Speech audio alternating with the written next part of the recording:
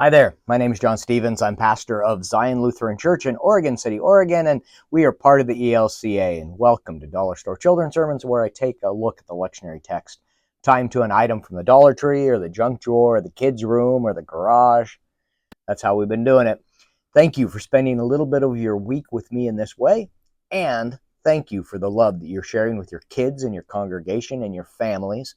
You are rocking it. Thank you. And thank you for your partnership in this ministry.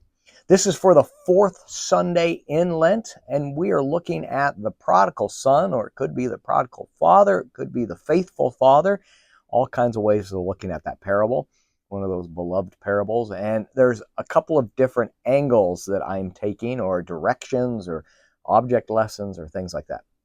But before, I was going to flip this around, but I can't. Without stopping, and I'm not going to stop. But in the background, not this background, but background there, my son Peter is sitting right there. So anyway, he's waving and cheering and everything. It's really amazing. It brings a tear to my eye. Anyway, so no, but he's hanging out there.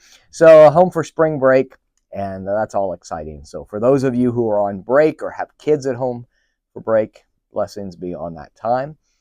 So anyway, back to the Dollar Store Children's Sermons. We're looking at the faithful father, or prodigal son, or the faithful son, or whatever title we want to give it.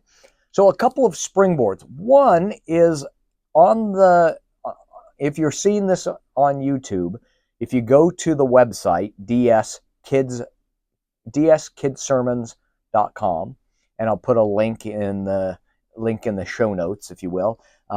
So you can check that out, because I'm going to post a link to one 3 years ago that it's a magic trick that I've used before, and I've actually used it in this last year for something else, but it's about restoring relationships.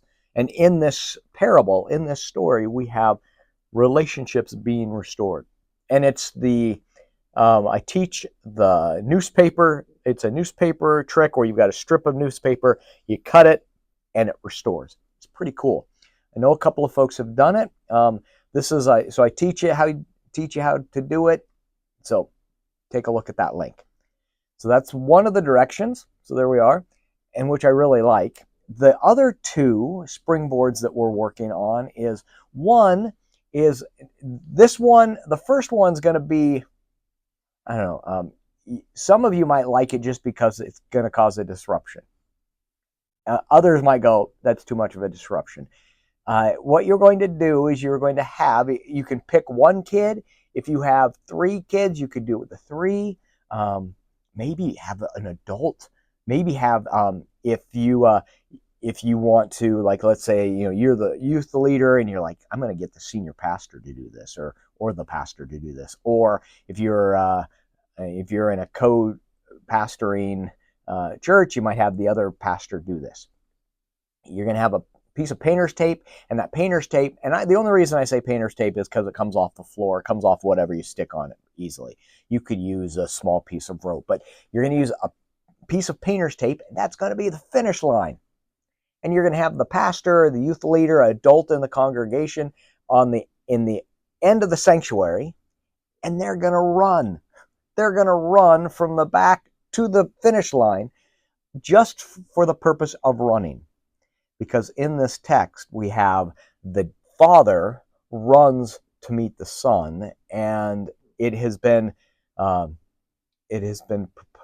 proposed, suggested, leaned into that at that point. And one of the shocking things about the parable, out of a number of them, is that this father would be running. That was not a common thing. So you have that running, and I love the image of the father, the parent running, and how that can echo how God approaches us. That so many times we think it takes us approaching God, where before the son can say anything, the father is running to meet him. And so that image of the the shocking nature of the adult or the pastor. Notice how I just realized, notice how I said the adult or the pastor. You can't do both. You can't be an adult. I don't know. Anyway, so you're running. We've got that. And to highlight that and talk about how amazing it is that we have a God that comes to us. It might actually be helpful to use an adult that isn't a pastor. And the reason is there's so many times the pastor gets confused with being God per se. When I was a kid, not when I was a kid, I felt like I was a kid, 20 years ago, 15 years ago, in a congregation in Blackfoot, Idaho, and standing outside, standing, welcoming people to come to worship, and there's a small little kid walks by. Hi, Jesus. And continues on. So maybe using another adult so that they get to play the part of the parent, aka God, in the story. So there's that direction. Running, and I think it's pretty cool. The other is having an adult that you can interrupt, or that adult can interrupt you, and you are trying to make an apology. You are getting to the point you apologize. Let's say, I don't know, I ate Peter's candy bar, and I'm trying to apologize to Peter. And in the midst of I'm like starting to, I can't even get it out. Maybe I'm here. I've got this thing. I go, oh man, I ate Peter's candy bar. And talking to the kids, I need to say, I'm sorry. I need to do that. And then as you turn around, and there is Peter, and Peter basically doesn't even let you get to the point of an apology.